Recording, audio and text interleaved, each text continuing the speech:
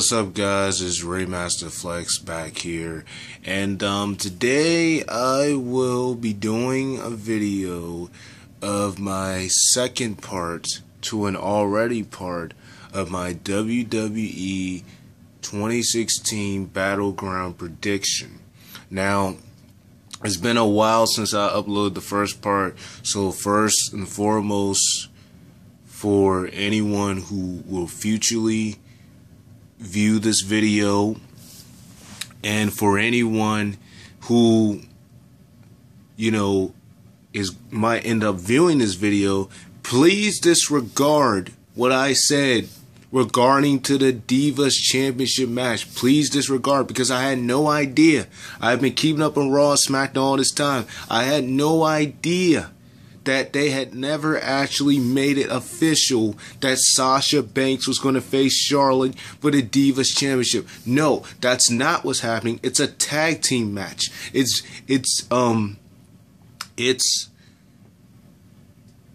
Dinah Brooke and Charlotte versus Sasha Banks or whoever she picked of her choosing.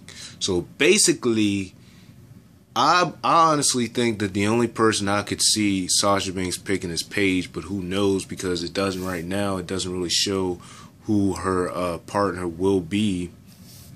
But, since it's not the match that I thought it would be, I'm just going to make a short prediction here and say that I think either way that Sasha Banks is still going to win. Because in the last video I said I thought she was going to win the championship. I was like, it's been a long time since Charlotte has been champion, and Sasha Banks, and if anybody can take it from her, it could be Sasha Banks. Because I mentioned before how in NXT, if you go back to NXT, Sasha Banks was the reason of why Charlotte lost her NXT title back then. So she had a perfect point of Charlotte not actually beating her, because that goes way back to NXT when she had the NXT championship. Sasha Banks, who at that time was like very new to the NXT roster, very new to the development territory, had defeated her for the NXT Women's Championship. So now that it's a tag team match, I still think the same thing. I still think that Sasha Banks or whoever her partner is are going to defeat Charlotte and Dinah Brooke. That's just what I definitely think that is going to happen. I can't see it any other way other than that. Now, I can get to the last couple of matches, because this is part 2, and I'm not going to go back to the matches that I said in the previous video, because the rest of everything is straight.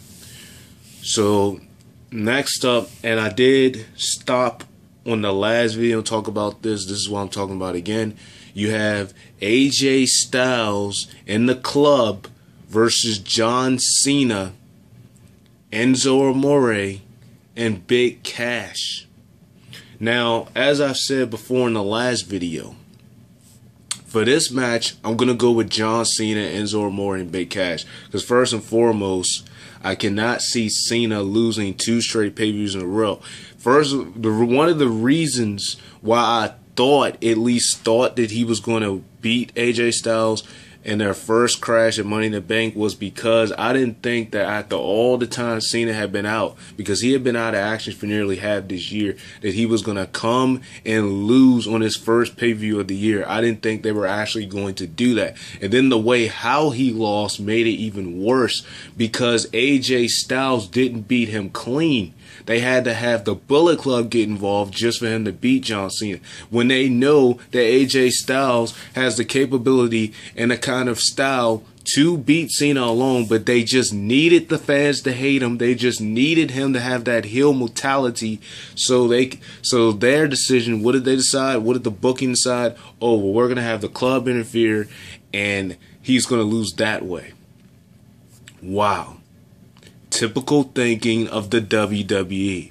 Now, recently we've seen the draft happen. In another video I might make after this, another day, is talking about my reaction to the WWE draft, because I was kind of a mixture of happy and kind of disappointed. And well, that might be a video I might make too, talking about the draft. But with this match, like I said before, so recently they split up you know, they had the draft, and recently they split up AJ Styles and the Club. AJ Styles and the Club are no longer going to be together after this pay-per-view. So basically this is their last time being together as of right now. And the only person that AJ Styles is going to be with is going to be John Cena, because they're both drafted to Smackdown. Even Enzo Amore and Big Cash, they're drafted to Raw. So this is going to be their first and only time teaming up with John Cena. But like I said before, I'm going to go with Cena's team. You know, the chemistry that he has with them, he is not particularly great. But at the same token, like I said before, AJ Styles already has a win over Cena in that singles match. First of all, I didn't understand why. I thought that they were going to continue their singles thing, because a lot of people try to compare John Cena, you know, his thing with AJ Styles. They try to compare it and say it was going to be good, like how he had his thing with Kevin Owens. But we seen how this turned out, because the Kevin Owens, one big difference between this thing with Cena and AJ Styles and the thing that he did with Kevin Owens last year is that the thing he did with Kevin Owens last year was just him and Kevin Owens. You didn't include no extra interference or none of that. It was just him and Kevin Owens. But this time, you got to have AJ Styles in the club and stuff, so it's different. So, you know, for this match, I cannot see Cena losing 2 pay-per-views in a row. I just don't see that at all. It would be really surprising if they had that happen. But I'm 100% sure that Cena, Enzo Amore, and Big Cash are going to win this match. Because, I mean, what does it really do for them in the future anyway? They're supposedly, as of right now, separated from different shows anyway. So this will be their last pay-per-view anyway. And, you know, this technically will be the first time the whole club is actually teaming together in the pay-per-view out this whole year. And you would think it'd be fitting to have them win, but you can obviously see that they're not going to go at that position, because they just have to have some particular time that Cena gets his win. So it's definitely not going to be. I definitely can't see the Bullet Club getting over this match at all. But definitely I'm going to go with Cena, Big Cash, and Enzo Amore for their match. That's this Sunday at the WWE Battleground. Next up, this is a pretty interesting match. You have Sami Zayn versus Kevin Owens once again, and this is supposed to settle and end the rivalry. First of all, one of the things that sort of disappointed me about the draft was the fact that they literally, the commentators was saying how, is this JBL, he was saying how they would be dumb to draft them both to the same show. Why on earth would they draft Sami Zayn and Kevin Owens to the exact same show to continue a long rivalry? Not to say it's bad, but just the thing of it's coming to an end. This match right here is supposed to end this long rivalry that has been going on all of this year between the two. Now, we've seen that they had a match, I believe it was at Payback. They had an amazing match, which eventually led to the Fatal 4-Way that would take place the very next pay-per-view at Extreme Rules for the IC title. But, you know, this right here is a really interesting situation, and I'm going to have to say that I believe that Sami Zayn is going to get over Kevin Owens, because Kevin Owens has already beaten Sami Zayn on the pay-per-view. He already beat Sami Zayn when they faced each other back at Payback. He already beat Sami Zayn, but they continue to blow at each other. And like I said, this is probably one of the most interesting rivalries that I've ever seen, and that after all this time, people are still interested in watching it. Most rivalries by this time would have died down, like Baron Corbin and his rivalry he had with Dolph Ziggler. That has started to die down. We were tired of seeing them two beat the heck out of each other. We were tired of seeing them having matches with each other. But the thing with, Kevin Owens and Sami Zayn, it just seems like it never get old. It just seems like it renews and renews each and every time that they face each other. From the time of the Royal Rumble, when Sami Zayn was the reason why Kevin Owens got eliminated, from the time of WrestleMania, where they went at it with each other, to the time of Payback that they faced each other, to the Fatal 4-Way they matched, to the Fatal 4-Way that they had with each other, to the Money in the Bank, the recent pay-per-view that they were beating up each other. You just got to wonder, you know, the route and the perfect way, in my opinion, my thought, of to end this situation is to have Sami Zayn win. That's how I feel. I think Sami Zayn can pull it off. I wouldn't understand why they would have Kevin Owens win again, because he already has beaten Sami Zayn. And it's like, Sami Zayn needs a pay-per-view win too, because let's not forget, Sami Zayn is like 0-5 or 0-6 in pay-per-views. He has not won a single pay-per-view this year. And, you know, it would be really ridiculous if they had Kevin Owens beat him and have him lose again, because this, you know, that says a lot with the thinking of the creative team and Triple H and Vince McMahon, whoever else is coming up with these ideas backstage. Because, like, seriously, your main man, I'm like, seriously,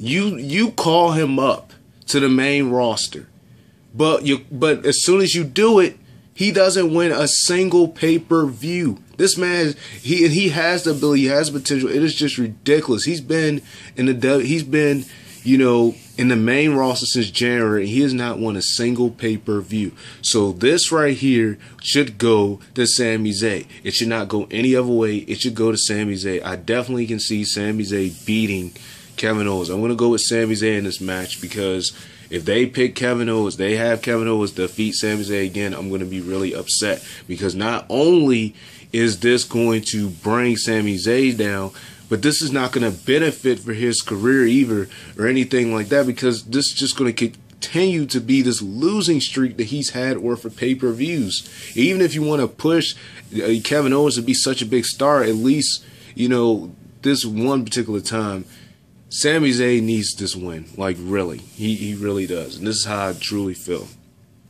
for that match. So I'm going to go with Sami Zayn.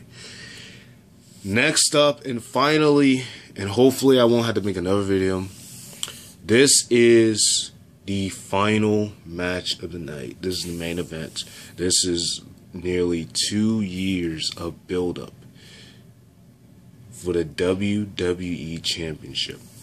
All three Shield members, Dean Ambrose versus Seth Rollins versus Roman Reigns for the WWE Championship. Now, this match right here is really interesting to me, because it goes a trail back to almost 2 years ago when Seth Rollins had turned his back on the Shield. But look where it got them now. It got him very successful. Dean Ambrose will later on win some gold. And then the only person that really didn't benefit from this at all, up until Vince McMahon was trying to make him be the guy, was Roman Reigns. And, you know, like I said, this just goes way back, honestly. And a lot of the thing, my thing about this match is, I'm not a Roman Reigns hater, nor am I, you know, but at the same time, it would be really wrong of them to have Roman Reigns reclaim the championship, especially this early, when just about every wrestler who has been suspended for something that they have done that involved drugs or steroids or whatever, once they have done it, they will not give them a championship automatically when they return. And there's been so many superstars that have been suspended for that exact same reason. And, you know, in my thought, it would be really, not only would it be wrong, but it would really kill the vibe of the crowd if they have Roman Reigns win the title again. And as for Seth Rollins, you know, Seth Rollins been champion twice, but honestly, I believe Dean Ambrose should pull off the victory. I believe Dean Ambrose is going to win this match. I think that, you know, I have heard some recent talks about them kind of thinking that they don't really, that Dean Ambrose don't really have it in him, that, you know, he's not going to benefit well for the company, not going to be a good face for the company. But you cannot blame him for the stuff that you people put him in. Those matches he had with Chris Jericho, the match he had with Brock Lesnar at WrestleMania, you cannot blame him for that when y'all was the ones who booked them that way. So if you booked them up with some crappy booking half the year, and then you want to sit there and complain about, you know, not believing that he has material to be champion and everything, that just really irritates me. So, you know, for this particular match, I'm going to say that Dean Ambrose is going to go over. I think Dean Ambrose can pull it off. I would be very disappointed if he didn't. Yeah, I think Dean Ambrose can pull off. Guys, unfortunately, I'm going to have to make another part. So stay tuned, because the next part will end this whole series. Peace.